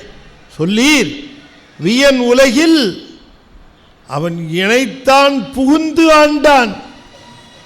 இணைத்தான் புகுந்து ஆண்டான், தேடி வந்து ஆண்டான். புகுந்து ஆண்டான் என்று சொன்னால் புகுந்து ஆண்டான். புகுந்து ஆடுறதுன்னா அவ்வளோ தூரம் என்னங்க, இப்போ கூட சொல்லுவாங்க இவ்வளோ ஆள் அம்பு வச்சு எல்லாம் வச்சிருக்கும்போது எப்படி பூந்து அடித்தாயா அவன்? இவ்வளோ தூரம் இருக்குது, பூந்து அடித்தான். அது மாதிரி சாமி நம்மளை சுற்றி இவ்வளோ வென பஞ்சகம் எல்லாம் இருந்தால் சாமி பூந்து அடித்தாலாம். புகுந்து ஆண்டான். புக முடியாது, வேற யாராலையும் புக முடியாது. எல்லா சாமியும் வெளியில் நின்று வேடிக்கை தான் பார்க்கலாம். ஆனால் நம்ம சாமி பூந்து அடிப்பார், புகுந்து அடிப்பார், உள்ள பூந்து அடிப்பார். அப்போ நம்ம யாரை அடையணும்? சிவனைத்தானே பற்றணும், மற்றவர். அதனால தான் வினைக்கேடரும் உளரோ பிறர் எங்கால் பூந்தடிப்பாயா. சொல்லீர்வியன் உலகில் எனைத்தான் புகுந்து ஆண்டான் எனது என்பின் புரை உருக்கி. என்னுடைய அந்த எலும்பினுடைய என்பு அப்படின்னா எலும்பு, அந்த இடத்துல என்பு என்பது உடம்பை குறிக்கும். உடம்பின் புரை என்று சொன்னால் குற்றம், புரைன்னா குற்றம். என்னுடைய உடலினுடைய அந்த குற்றத்தை உருக்கி என்று சொன்னால் லேசாக உருகாது. இந்த மனசும் நெஞ்சமும் லேசில் உருகாது. ஆனால் அதையும் உருக்கினாரியா அவருடைய கருணையில். கரையாத நெஞ்சம் கூட கரைஞ்சதுயா, கரையாத என் நெஞ்சமும் கரைஞ்சது. என்பின் புரை உருக்கி திருமூஞ்சலுற பெண்ணைத்தான் புகுந்து எல்லே பெருந்துறையில் உரை பெம்மான். அப்படி சாமியை பார்க்கிற பொழுது அவர் எப்படி இருந்தாராம்? சூரியன் போல இருந்தாராம். திருப்பெருந்துறையில் பார்க்கிற பொழுது சூரியன் அங்கே இருந்தது போல இருந்துதான். அதை குறிப்பிட்டு சொல்லுகிறார். பார்த்தது பகற்காலம் என்பதை குறிப்பிடுகிறார். சூரியன் போல விளங்கினார். எல்லேன்னா சூரியன், எல்லே பெருந்துறையில் உரை பெம்மான். பகற்காலத்திலே திருப்பெருந்துறையிலே உரைகின்றவன் அப்படின்னு அதுக்கு சொன்னாலும் கூட, பொருள் சொன்னாலும் கூட, உண்மையிலேயே அதுக்கு என்ன பொருள் என்று சொன்னால், சூரியன் போல, அந்த சிவசூரியன் போல அங்கே அமர்ந்திருந்தான் எங்கள் பெருமான். பிணைத்தான் புகுந்து எல்லே பெருந்துறையில் உரைப்பெம்மான், மனத்தான் கண்ணின் அகத்தான் மறுமாற்றத்து இடையானே. மறுமாற்றம் என்று சொன்னால் சொல்லுன்னு அர்த்தம். மாற்றம்னா சொல்லு. கண்ணின் அகத்தான், கண்ணுக்குள்ளே காட்சியாக இருக்கிறான், வாயிலே மொழியாக இருக்கிறான், மனதிலே சிந்தனையாக இருக்கிறான். எனவே சிந்தனையாக இருக்கிறான், காட்சியாக இருக்கிறான், அதெல்லாம் தாண்டி என்னுடைய மொழியாகவும் இருக்கிறான். அவனைத்தானே பாடுறாரு, வேறு எதையும் பாடல. அந்த நேரத்திலேருந்து நாளிலேருந்து அவனை தவிர வேறு எந்த சொல்லு என் வாயிலிருந்து வரவில்லை. அவனையே பாடுகிறேன், அவனையே சொல்லுகிறேன். மனத்தான், சாமியும் சொல்லுவார், மனத்தகத்தான் இல்லையா, வாயினுள்ளான் உச்சி மேலான் என்று அப்பர் சாமியும் சொல்லுவார். மனத்தான் கண்ணின் அகத்தான் மறுமாற்றத்து இடையானே. மறுமாற்றம் என்று சொன்னால் சொல் என்று சொல்லக்கூடிய இந்த சொல் எல்லாவற்றையும் ஆண்டு கொள்ளுகின்ற பெருமானாக விளங்குகின்றார். ஆகவே அன்பர்களே, வினைகளை தீர்த்து கொள்வதற்கான சிறந்த சாதனமாக விளங்குவது சிவபெருமானுடைய திருவடிகள் தான். வேறு எதுவும் வினைகளை நீக்காது. மலமாயை தன்னோடு வல்வினை என்று சொல்லுவார். ஆகவே இந்த வினை கேடரும் பிறர் உளரோ, உங்களுடைய வினைகளை தீர்க்கக்கூடியவர்கள் வேறு யாராவது இருக்கிறாங்களா? இருந்தால் ப்ளீஸ் என்கிட்ட சொல்லுங்கள் அப்படிங்கிறார் சாமி. வினை கேடரும் பிறர் உளரோ, யாராவது இருந்தால் சொல்லுங்கள் நீங்கள் அப்படின்னு கேட்குறார். எப்போ? திருப்பெருந்தூரில் இருக்கும்போது கேட்குறார். வினை கேடரும் உளரோ பிறர் உளரோ, இல்லை உளரோ பிறர் சொல்லி சொல்லுங்கள் என்கிட்ட சொல்லுங்கள் நீங்கள் அப்படிங்கிறார் சாமி. நான் அனுபவித்தவன், அதனால் உங்களுக்கு சொல்லுகிறேன். வினை அனுபவத்தை நீக்கியவன் எங்கள் சிவபெருமான். ஆகவே நான் சொல்லுவது நீங்கள் ஏற்றுக்கொள்ளுங்கள். என்னை புகுந்து ஆண்டான். எத்தனையோ தடைகள் இருந்தது, அத்தனை தடைகள் இல்லையா, ராஜாக்கிட்ட மந்திரி, அதுக்கப்புறம் குதிரை வாங்குறது, சமாச்சாரம், அதுக்கப்புறம் குடும்பம், அப்புறம் கமிட்மெண்ட்ஸு, எல்லா சூழ்நிலைகளையும் உடைச்சி எறிஞ்சு என்னை ஆண்டார். ஆகவே அவன் என் மனத்தான் கண்ணின் அகத்தான் மறுமாற்றத்து இடையானே என்று சொல்லுகிறார் என்று சொல்லி இந்த அளவிலே நிறைவு செய்து, இன்றைக்கு ஒரு சிறப்பு ஒரு நிகழ்வு நம்ம கமலவநாத் சத்சங்கத்தில் நம்முடைய காவ்யா லயா என்று சொல்லக்கூடிய இரண்டு, என்ன சொல்கிறது, அதாவது சிறுபோதிலிருந்து நான் பார்த்து வருகின்ற அற்புதமான ஞான குழந்தைகள். ஞான குழந்தைகள்னு தான் சொல்லணும் ரெண்டு பேரையும். அவர்கள் இருவரும் அந்த சிந்தாதிரிப்பேட்டையில், அடியேன் அப்போ அவங்க சிந்தாதிரிப்பேட்டையில் இருந்தாங்க, அந்த காலத்திலேருந்து பார்த்துட்டு வரேன். பெருமானுடைய ஒரு பேரருள் திறத்தோடு சிறப்பாக வளர்ந்து வருகிறார்கள். அவர்கள் இன்றைக்கி ஒரு சின்ன ஒரு நிகழ்வு ஒன்று உங்களுக்கு முன்னால் செய்ய போகிறாங்க. நான் என்னன்னு சொல்ல மாட்டேன். அது அவங்க இங்கே நின்று ரெண்டு பேரும் பேசுகிறாங்க. அது என்னென்னு அவங்களே சொல்லிவிட்டு, அவங்க சொல்லுவாங்கள்ல, சொல்லுவாங்க என்னன்னு சொல்லிவிட்டு அவங்க சொல்லுவாங்க. நீங்கள் கொஞ்சம் கவனமாக கேட்டு இதை பதிவு செய்யணும்னு ரொம்ப விரும்புகிறேன். ஐயா பதிவாகுதா? சரி, பதிவாகுது. வாங்கம்மா மேரிக்கு பேசு. தென்னாடுடைய சிவனே போற்றி, இன்னும் கொஞ்சம். தென்னாட்டவர்க்கும் இறைவா போற்றி, அருட்பெரும் ஜோதி அருட்பெரும் ஜோதி, தனிப்பெரும் கருணை அருட்பெரும் ஜோதி.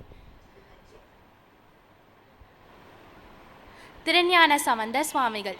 வேதனை தழைத்தோங்க மிகு சைவத்துறை விளங்க, பூத பரம்பரை புலிய புனிதவாய் மலர்ந்தழுத சீதவ வயல் புகழி திருஞான சம்பந்தர் பாதமலர் தலை கொண்டு திருத்தொண்ட பரவுவாம். திருஞான சம்பந்த பெருமான் திருவடிகள் போற்றி போற்றி, மாணிக்க வாசக பெருமான் திருவடிகள் போற்றி போற்றி. திருச்சிற்றம்பலம். நாங்கள் இன்னைக்கு ஐயா 8 நாள் திருவாசகம் பற்றி பேசினார். அந்த அனுபவமும், மாணிக்க வாசகர் கோயில் பணம் எடுத்து கோயில் கட்டலை, அப்படின்றது வந்து ஐயா ஏற்கனவே 9 ரீசன்ஸ் கொடுத்துருந்தாரு. அதை நாங்கள் சொல்கிறதுக்கு தான் வந்திருக்கோம். முதல்ல நான் என்னோடய அனுபவத்தை சொல்கிறேன். ஐயா வந்து 8 நாள் திருவாசகம் பேசும்போதோ எங்கள் அம்மா வந்து அவர் என்னெல்லாம் பேசினார் அப்படின்னு டெய்லி சொல்லுவாங்க. அப்போ ஒரு நாள் எங்கள் அம்மா சொல்லிகிட்டு இருக்கும்போது நான் இந்த மாதிரி மாணிக்க வாசகர் தான் கோயில் கட்டலை அப்படின்னு உங்களுக்கு எப்படி தெரியும், ப்ரூஃப் சொல்லுங்கள் அப்படின்னு சும்மா விளையாட்டு கேட்டேன். எங்கள் அம்மா அப்போது தெளிவாக சொல்லலை. ஆனால் அடுத்த நாள் வந்து சண்டே அப்போது ஐயா வந்து விளக்கமாக 9 ரீசன்ஸ் கொடுத்தாரு. எனக்கு வந்து சாமியே சொன்ன மாதிரி ஃபீல் ஆச்சு. ஐயா அந்த 9 ரீசன்ஸ்க்காக எவ்வளோ எஃபர்ட் எடுத்து சொன்னது எனக்கு ரொம்ப சந்தோஷமாக இருந்துச்சு. அந்த 8 வகுப்பில் எனக்கு ரொம்ப ரொம்ப பிடிச்ச வகுப்பு அதுதான் இருந்துச்சு. இதுக்கு ஐயா போட்ட எஃபர்ட்ஸ் நம்ம எல்லாருமே ரொம்ப அப்ரிஷியேட் பண்ணோம். எல்லாருமே இதை ஈஸியாக பண்ணிட முடியாது. ஏன்னா ஒரே ஒரு காரணம் எடுத்தாலுமே திருவாசகம் முழுக்க படித்தா மட்டும் போதாது. அதை ஆராய்ச்சி பண்ணி அதை கஷ்டப்பட்டு பண்ணுறது ரொம்ப கஷ்டம். ஆனால் ஐயா வந்து அவ்வளோ கஷ்டப்பட்டு பண்ணியும் அதை ரொம்ப ஈஸியாக நம்மளுக்கு புரிகிற மாதிரி சொன்னார். அதுக்கு ரொம்ப தேங்க்ஸ் ஐயா. எப்பயுமே நம்ம வந்து சத்சங்கத்தில் வந்து என்ன சொன்னாங்கன்னா, அந்த 8 நாளில் இது வந்து ஒரு ஆராய்ச்சி அரங்கம் மாதிரி நினைங்க அப்படின்னாங்க. ஆனால் எனக்கு அந்த டே வந்து ஒரு கோர்ட் ஃபீல் வந்துச்சு. நம்மளோட மணிவாசகர் அந்த கேஸ் வந்து ஒரு ரொம்ப நாள் பெண்டிங் கேஸ் மாதிரியோ, அதை வந்து மாணிக்க வாசகர் வந்து ஒரு விக்டிம் மாதிரியோ, நம்ம ஐயா வந்து ஒரு லாயர் மாதிரி அவருக்கு வாதாடினார். அந்த 9 ரீசன்ஸ் கொடுத்து அவர் வாதாடினது எனக்கு ரொம்ப பிடிச்சிருந்தது. அது வந்து நம்ம சாமி முன்னாடி நம்மளோட சொக்கநாதர் தான் நம்மளோட எல்லாரோட ஜட்ஜோ, அவர் முன்னாடியே அதை சொன்னது எனக்கு ரொம்ப ரொம்ப சந்தோஷமாக இருந்துச்சு. அந்த பெண்டிங் கேஸ் கட்சியில் நம்ம சால்வ் பண்ணிட்டோம். இத்தனை நாள் மிஸ்டியாக இருந்துச்சு. அவர் கோயில் பணத்தை எடுத்தாரான்னு கேட்கும்போது அவர் கோயில் கட்டலை அப்படின்னு ஐயா சொன்னது ரொம்ப ரொம்ப சந்தோஷமாக இருந்துச்சு. இப்போ நான் வந்து அதோட ரீசன்ஸ்லாம் சொல்கிறேன். மாணிக்க வாசகர் திருப்பெருந்துறை கோயிலை வந்து கட்டலை அப்படின்றதுக்கான ரீசன்ஸ் ஐயா சொன்னது தான். ஃபஸ்ட்டு வந்து மாணிக்க வாசகரோட மனநிலை. அவர் வந்து நம்ம திருவாசகம் படிக்கும் போதே தெரியும், நீத்தல் விண்ணப்பம் திருச்சதகம்லலாம் வந்து அவர் எப்போ சாமி வருவார், சிவபெருமான் எப்போ வந்து என்னை அழைச்சிட்டு போவார் அப்படின்னு இருந்தார். அப்போ எப்படி வந்து அவர் கோயில் கட்டியிருப்பார்? கோயில் கட்டுறதுக்கு காசு மட்டும் எடுத்தால் போதாது. நம்மளுக்கு இப்போ கட்டுறதுக்கே கார்பெண்டர், பிளம்பரு, அந்த கல் எல்லாமே தெரியணும். அப்போ அந்த காலத்தில் அவர் அதெல்லாம் தேடி போய் கட்டிகிட்டு இருப்பாரா, இல்லை சிவபெருமான் வருவாரான்னு இருந்திருப்பாரா? ஸோ கண்டிப்பாக அவர் வந்து கட்டியிருக்க வாய்ப்பே கிடையாது. இன்னொன்று என்னதுன்னா வந்து பல கோயில்களுக்கு மாணிக்க வாசகர் போயிருக்காரு. அப்போ வந்து அவர் எக்ஸாம்பிளுக்கு மதுரைக்கு போயிருக்காரு, உத்தர கோசமங்கையெல்லாம் போயிருக்காரு. அவர் ஏன் அப்போ ஆகமத்தோட கட்டலை? திருப்பெருந்துறை கோயிலில் வந்து நந்தி இருக்காது, பலிப்பீடம் இல்லை, அதுக்கப்புறம் வந்து கொடிமரம் இல்லை. அப்போ அது சிவபெருமான் கோயில் கிடையாது, அது மாணிக்க வாசகரோட கோயில் தானே. திருப்பெருந்துறை கோயிலில் வந்து உற்சவம், அதுக்கப்புறம் வந்து புறப்பாடு எல்லாமே வந்து மாணிக்க வாசகர் தான் நடக்கும், சிவபெருமானுக்கு நடக்காது. அப்போ அது மாணிக்க வாசகரோட கோயில் தான், சிவபெருமானோட கோயில் கிடையாது. சிவபெருமானோட கோயில்னே நம்ம எடுத்துப்போம், நம்ம அந்த மாதிரி அசம்ஷன் பண்ணிக்கலாம். அப்போ ஏன் திருஞான சம்பந்தர், அப்பர் சுந்தரர்லாம் அங்கே வந்து தேவாரம் பாடலை, அப்பயும் அவங்க அந்த பதிகம்லாம் பாடலை. ஏன்னா அவங்களுக்கு தெரியும் அது மாணிக்க வாசகரோட கோயில் தான். இதுலேயே நம்மளுக்கு ப்ரூவ் ஆயிடுச்சு அது மாணிக்க வாசக பெருமானோட கோயில்னு. மாணிக்க வாசகரையே அவருக்கே அவர் கோயில் கட்டிக்கணும், அவர் கண்டிப்பாக கட்டியிருக்க மாட்டார். அப்போ கண்டிப்பாக பாண்டியன் தான் அவருக்கு கட்டியிருப்பார். இப்போ காவியா சொல்வா. மீதி பாயிண்ட்லாம் நான் சொல்கிறேன்.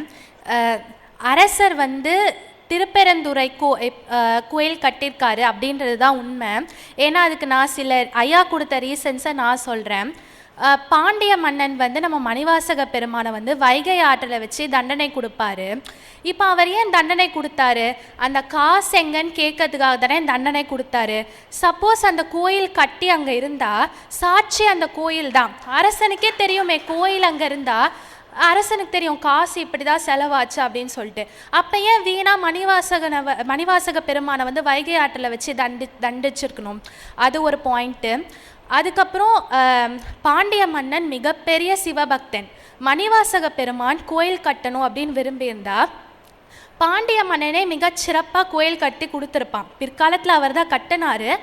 ஆனால் அப்போது மணிவாசக பெருமானே கோயில் கட்டியிருந்தா சாமியே வந்து நிறைய வந்து பரியாக மாற்றிருக்கணும், ஏன் அந்த திருவிளையாடலை பண்ணியிருக்கணும். அவர் ஏன் அதை பண்ணார்னா, மாணிக்கவாசக பெருமானுக்கு கொடுத்த பணத்தை அவர் கூட இருந்த அதிகாரிகள் தான் நரிமாடி நடித்து அதை கொள்ளையடிச்சிருக்காரு. அதை உலகறிய செய்ய தான் சாமியே வந்து இந்த உலகத்துக்கு வந்து அந்த நிகழ்ச்சியை நமக்காக செய்து காட்டி ப்ரூவ் பண்ணியிருக்காரு. அது ஒரு ரீசன். அதனால் மாணிக்கவாசக பெருமானோட சிறப்பை வந்து உலகறிய செய்யணும் அப்படின்னு தான் பாண்டிய மன்னன் வந்து பிற்காலத்தில் திருப்பெருந்துறை கோயிலை அமைச்சிருக்காரு. இது ஒரு ரீசன். மாணிக்கவாசகர் மிகப்பெரிய ஒழுக்கமுடையவர், அது நம்ம எல்லாருக்குமே தெரியும். அப்படிப்பட்ட ஒழுக்கமுடைய ஒரு சீஃப் மினிஸ்டர் எப்படி அரசாங்க பணத்தை கையாளுவார்? அரசாங்க பணத்தை தொடணும்னு அவர் நினச்சி கூட பார்த்துருக்க மாட்டார். அப்படிப்பட்ட மணிவாசகர் அரசாங்க பணத்தை கண்டிப்பாக எடுத்திருக்கவே மாட்டார். கண்டிப்பாக எடுத்து திருப்பெருந்துறை கோயிலை கட்டியிருக்கவும் மாட்டார். அதனால் மணிவாசக பெருமான் திருப்பெருந்துறை கோயிலை கட்டவே இல்லை. அடுத்த ரீசன் என்னதுன்னா, திருவாசகத்தில் மணிவாசக பெருமான் எண்ணற்ற அவரோட வாழ்க்கை அனுபவங்கள் எல்லாம் குறிப்பிட்டிருக்காரு. அவர் நிறைய கோயிலுக்கு போனது, சாமி எப்படி அவருக்கு அருள் கொடுத்தது, அதெல்லாம் நிறைய சொல்லியிருக்காரு. ஆனால் திருப்பெருந்துறை கோயிலை கட்டினதை பற்றி அவர் எந்த மென்ஷனுமே பண்ணலை. அவர் வந்து கண்டிப்பாக குறிப்பிட்டிருக்கலாம், அவர் அந்த கோயிலை கட்டியிருந்தா. அவர் அந்த கோயிலை கட்டவே இல்லையே, அப்போ எப்படி அவர் குறிப்பிட்டிருப்பார்? அதனால் நம்ம ஐயா வந்து சொன்ன ஆய்வில் நமக்கு என்ன புரியுதுன்னா, கண்டிப்பாக மணிவாசக பெருமான் திருப்பெருந்துறை கோயிலை கட்டவே இல்லை. திருப்பெருந்துறை கோயிலை கட்டினது பாண்டிய மன்னன் தான். இப்போ என்னோட பர்சனல் அனுபவத்தை நான் சொல்கிறேன். நம்ம ஐயாவோட திருவாசக வரலாற்று முறை வந்து அப்படியே மணிவாசக பெருமானோட ட்ராவல் ஆகிற மாதிரி நமக்கு ஒரு ஃபீல் இருக்கும். ஒரு பாட்டு படிக்கும் போதும் நம்மளும் அவர் கூட போகிற மாதிரியே ஒரு ஃபீல் இருக்கும். நான் ஐயாவோட இந்த 8 நாள் ஆய்வகத்துக்கு வந்ததுக்கப்புறம் தான் வீட்டுக்கு போயிட்டு வரலாற்று முறை புக்கை படித்தேன். அதுக்கு முன்னாடி படிக்க டைம் படிக்கல. அதுக்கப்புறம் படிக்கும்போது தான் மணிவாசக பெருமானோடைய ட்ராவல் ஆகிட்டு இருக்க மாதிரி ஒரு ஃபீல் கிடச்சிது. அது ஒன்று. ரெண்டாவது வந்து நான் படிக்கும்போது ஃபீல் பண்ணேன், நம்ம சேக்கிழார் பெருமான் தான் 63 நாயன்மார்கள் பற்றியும் வந்து சொல்லியிருக்காரு. அவர் சொல்லலாம் நமக்கு 63 நாயன்மார்கள் பற்றியே தெரிஞ்சிருக்காது. 63 நாயன்மார்கள் பற்றி சொன்ன சேக்கிழார் ஏன் மணிவாசகரை மட்டும் விட்டுட்டாரு? அப்போது நம்ம ஐயா கண்டிப்பாக மணிவாசகர் பற்றி எழுதுவார் அப்படின்னு சேக்கிழார் அப்பயே நினச்சிருப்பாரோ அப்படின்னு நான் யோசித்தேன். அந்த நிறைவு நாளில் வந்து நம்ம மணிவாசகம் ஐயாவும் நன்றி உரையில் வந்து அதை சொன்னார். 21ஆம் நூற்றாண்டில் நம்ம ஐயா வந்து அதை பண்ணிடுவார் அப்படின்னு சேக்கிழார் அன்றைக்கே யோசிச்சாருன்னு சொன்னார். அதை அப்படியே நான் யோசித்ததுக்கு கனெக்ட் ஆச்சு. மூணாவது வந்து அன்றைக்கி நிறைவு நாள் யாத்திரை 10 பற்றிலாம் ஐயா விளக்கம் சொன்னதுக்கு அப்புறமா நான் அச்சோபதிகம் எல்லாரும் சேர்ந்து பாடணும். அப்புறம் நம்ம மணிவாசகம் ஐயா வந்து சாமிக்கு வந்து தீவார்த்தனை பண்ணார் எல்லாருமே சேர்ந்து. அப்போ வந்து ஒரு வைப்ரேஷனே ஒரு வேறு மாதிரி ஒரு ஃபீல் கொடுத்துச்சு. ஸோ அது கொடுத்த இந்த சத் சங்கத்துக்கும் இந்த வரலாற்று முறையை படைச்ச ஐயாக்கும் கோடான கோடி நன்றிகள் நாங்கள் எல்லார் மூலமா சொல்லிக்கிறோம். ரொம்ப ரொம்ப ரொம்ப ரொம்ப நன்றி ஐயா. கமல விநாயகர் சத் சங்கத்துக்கு ரொம்ப நாங்கள் நன்றி சொல்லிக்கிறோம். ரொம்ப தேங்க்ஸ். திருச்சிற்றம்பலம்.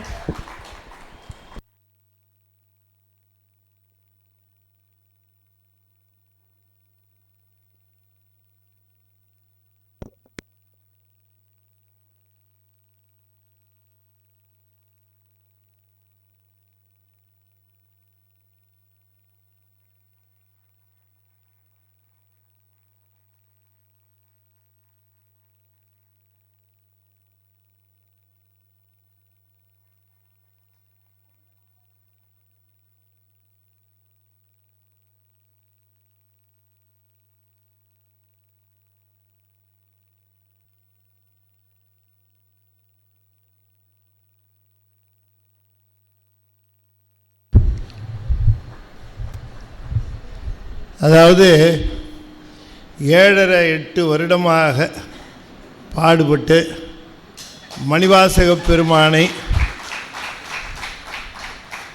இந்த பழியிலிருந்து நீக்கிவிட வேண்டும்.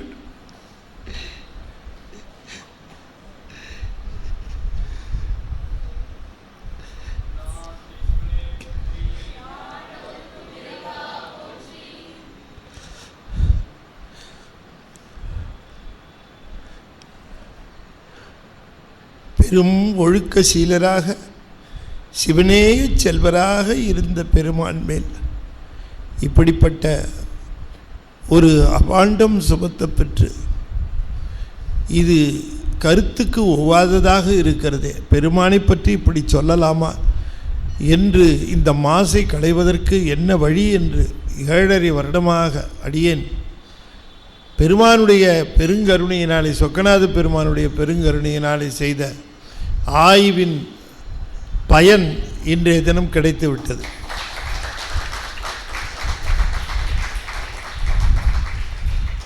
அடுத்த சந்ததிக்கு அது போயிடுச்சு, அது போதும். இன்றைக்கி காவியாவும் லயாவும் பேசுகிறத கேட்கிற பொழுது அடியேனுடைய உள்ள கருத்து என்ன, இது அடுத்த ஜெனரேஷனுக்கு, இந்த ஜெனரேஷனில் நிறைய பேரை மாற்ற முடியுமான்னு எனக்கு தெரில. ஏனென்றால் அவர்கள் அந்த மைண்ட் செட்டோடு இருக்கிறாங்க. கொஞ்சம் பேரை சொன்னால் அவர்களுக்கு தெரியும், பரவி கொண்டு தான் இருக்கிறது. ஆனால் அடுத்த ஜெனரேஷனுக்கு அது போக வேண்டும். அதற்கு இந்த அற்புதமான ஞான குழந்தைகள் சான்றாக விளங்குகிறார்கள். மிகச்சிறப்பாக பாருங்கள், கையில் எந்த குறிப்பும் இல்லை, இருவரும் அவ்வளவு அற்புதமாக அந்த செய்திகளை உள்வாங்கி சொன்ன செய்திகள் அப்படியே பிழை இல்லாமல், எந்த விதமான மாற்றமும் இல்லாமல், திரிவு இல்லாமல், நான் எவ்வாறு எழுதினேனோ அப்படியே சொன்ன அந்த இருவருக்கும் சிவபெருமானுடைய பெருங்கருணை அவர்கள் வாழ்வில் சிறப்பாக இருந்து பல்லாண்டு பல்லாண்டு பல்வேறு நலன்களை அந்த குழந்தைகள் கண்டு துய்க்க வேண்டும் என்று வாழ்த்தி, உங்கள் சார்பாகவும் வாழ்த்தி மகிழ்கின்றேன். ஒரு அற்புதமான ஒரு முயற்சி. ஐயா சொன்னாங்க இன்றைக்கி அவங்க சொல்லுவாங்கன்னு, அது பதிவு செய்து எல்லோரும் பார்க்க வேண்டிய ஒன்று, அனைவரும் பார்க்கணும், எல்லாரும் பார்க்கணும் என்று சொல்லி இந்த அளவில் அவர்களை மீண்டும் வாழ்த்தி, இறைவனுடைய பெருங்கருணை அவர்களுக்கு உரித்தாகும் என்று சொல்லி, அவர்களை இந்த மாதிரி வளர்த்த தாய் தந்தை, அந்த அவர்களுக்கு, அந்த பெற்றோருக்கு, அந்த குழந்தைங்க செய்த தவம், அந்த அவங்ககிட்ட வந்து அந்த குழந்தைங்க பிறந்தது இல்லைன்னா அதுங்களுக்கு அந்த வாய்ப்பு கிடச்சிருக்குமா? இந்த தாய் தந்தையரை பார்த்து சாமி போட்டார் அந்த குழந்தைங்களை, இந்த ஆன்மாக்களை இந்த சூழ்நிலையில் போட்டதுனால அதுங்க அந்த சிவத்தினுடைய செல்வ செழிப்பில் அதுங்க வந்துருச்சு. சிவத்தினுடைய செல்வ செழிப்பில் வந்தது காரணம் தாயும் தந்தையும். பெரிய தவம் அந்த தவம் என்று சொல்லி அவர்களை வாழ்த்தி இந்த அளவிலே நாம் நிறைவு செய்கின்றோம். சுந்தரர் தேவாரம் மிக விரைவாக போய் கொண்டிருக்கிறது. துகளறு போதம் சித்தாந்த நூல் சிறப்பான நூல், இதுவும் விரைவாக போய் கொண்டிருக்கிறது. வேண்டும் என்கிறவர்கள் பெற்றுக்கொள்ளலாம் என்று சொல்லி இந்த அளவில் நிறைவு செய்து, மீண்டும் அடுத்த வாரம் வியாழக்கிழமை நாம் சந்திப்போம் என்று சொல்லி இந்த அளவில் நிறைவு செய்யும் முகமாக 5 எழுத்து 5 முறை ஓதுவேன். நண்பர்கள் தொடர்ந்து ஓத வேண்டும் என்று திருவடி பணிந்து வேண்டிக் கொள்கின்றேன். ஓ நமச்சிவாய, ஓ நமச்சிவாய, ஓ நமச்சிவாய, ஓ நமச்சிவாய, ஓ நமச்சிவாய. திருச்சிற்றம்பலம். தென்னாடுடைய சிவனே போற்றி. வெற்றிவேல் முருகனுக்கு. திருச்சிற்றம்பலம்.